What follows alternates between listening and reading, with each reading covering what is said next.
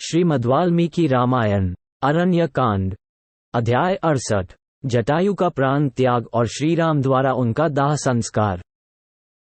भयंकर राक्षस रावण ने जिसे पृथ्वी पर मार गिराया था, उस गृद्धराज जटायु की ओर दृष्टि डालकर भगवान श्रीराम मित्रोचित गुण से संपन्न सुमित्रा कुमार लक्ष्मण से बोले, भाई, ये पक्षी अवश्य मेरा ही कार्य सिद्ध करने के लिए प्रयत्नशील था, किंतु उस राक्षस के द्वारा युद्ध में मारा गया। यह मेरे ही लिए अपने प्राणों का परित्याग कर रहा है। लक्ष्मण, इस शरीर के भीतर इसके प्राणों को बड़ी वेदना हो रही है, इसीलिए इसकी आवाज बंद होती जा रही है तथा यह अत्यंत व्याकुल होकर देख रहा है।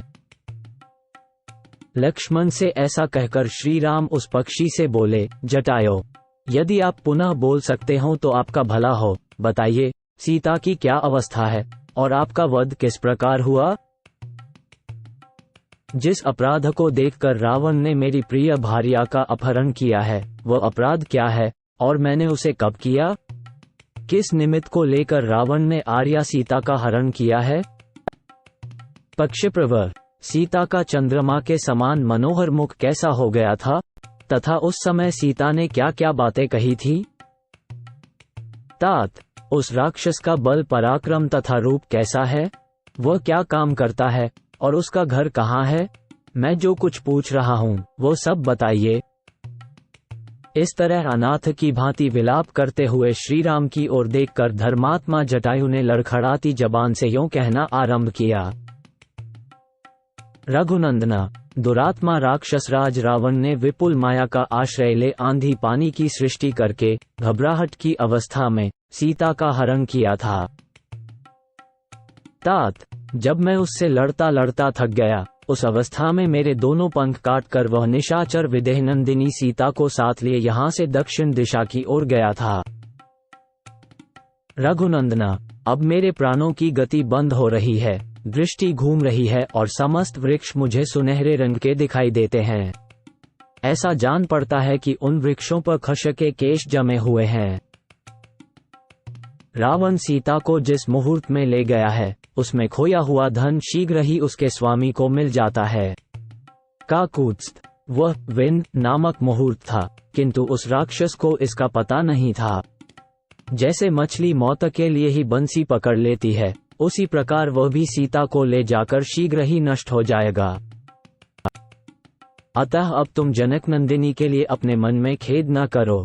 संग्राम के मुहाने पर उस निशाचर का वध करके तुम शीघ्र ही पुनः विदेहराज कुमारी के साथ विहार करोगे। गृद्धराज जटायु यद्यपि मर रहे थे तो भी उनके मन पर मोह या भ्रम नहीं छाया था, उनके होश हवास ठीक थे। वे श्री रामचंद्र जी को उनकी बात का उत्तर दे ही रहे थे कि उनके मुख से मांस युक्त रुधिर निकलने लगा। वे बोले, रावण विश्रवा का पुत्र और कुबेर का सगा भाई है। इतना कहकर उन पक्षीराज ने दुर्लभ प्राणों का परित्याग कर दिया। श्री रामचंद्र जी हाथ जोड़े कह रहे थे, कहिए कहिए, कुछ और कहिए।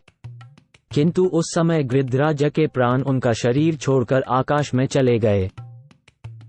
उन्होंने अपना मस्तक भूमि पर डाल दिया, दोनों पैर फैला दिए और अपने शरीर को भी पृथ्वी पर ही डालते हुए वे धराशायी हो गए। गृद्धराज जटायु की आंखें लाल दिखाई देती थीं। प्राण निकल जाने से वे पर्वत के समान अविचल हो गए। उन्हें इस अवस्था में देखकर बहुत से दुख, खून से दुख ही हुए। श्री रामचंद्र जी ने सुमित्रा कुमार से कहा, लक्ष्मण, राक्षसों के निवास स्थान इस दंडकारण्य में बहुत वर्षों तक सुखपूर्वक रहकर इन पक्षीराज ने यहीं अपने शरीर का त्याग किया है। इनकी अवस्था बहुत वर्षों की थी। इन्होंने सुदीर्घ काल तक अपना अभ्युदय देखा है, किंतु आज इस वृद्धावस्था में उस राक्षस के द्वारा मारे जाकर ये पृथ्वी पर सो रहे हैं, क्योंकि काल का उल्लंघन करना सबके ही लिए कठिन है। लक्ष्मण, देखो, ये जटायु मेरे बड़े उपकारी थे, किंतु आज मारे गए। सीता की रक्षा के लिए युद्ध में प्रवृत्त होने पर अत्यंत बलवान रावण के हाथ से इनका वध हुआ है। बाप दादों के द्वारा प्राप्त हुए गीधों के विशाल राज्य का त्याग करके इन पक्षीराज ने मेरे ही लिए अपने प्राणों की आहुति दी है। शूर, शरणागत रक्षक, धर्मपरायण श्रेष्ठ पुरुष सभी जगह देखे जाते हैं।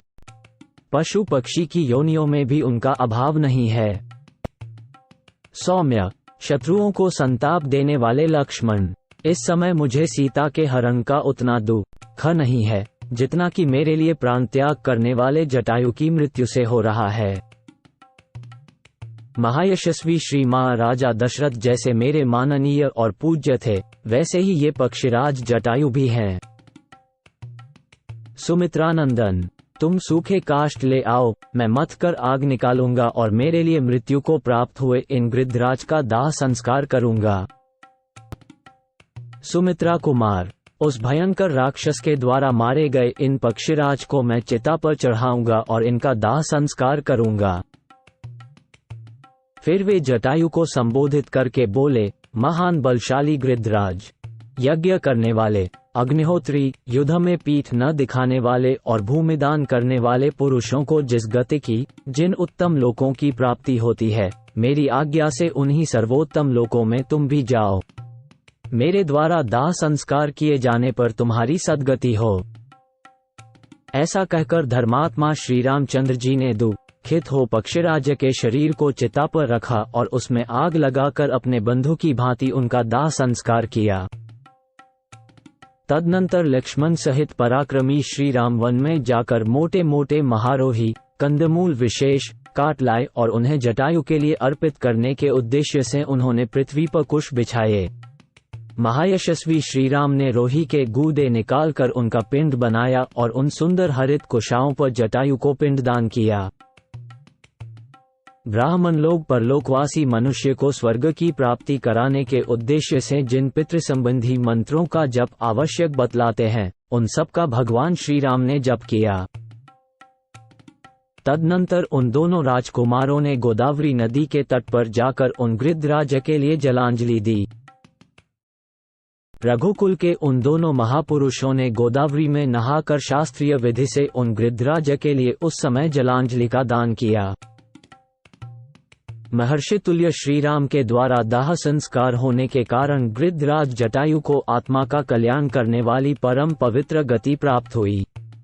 उन्होंने रणभूमि में अत्यंत दुष्कर और यशोवर्धक पराक्रम प्रकट किया था, परंतु अंत में रावण ने उन्हें मार गिराया।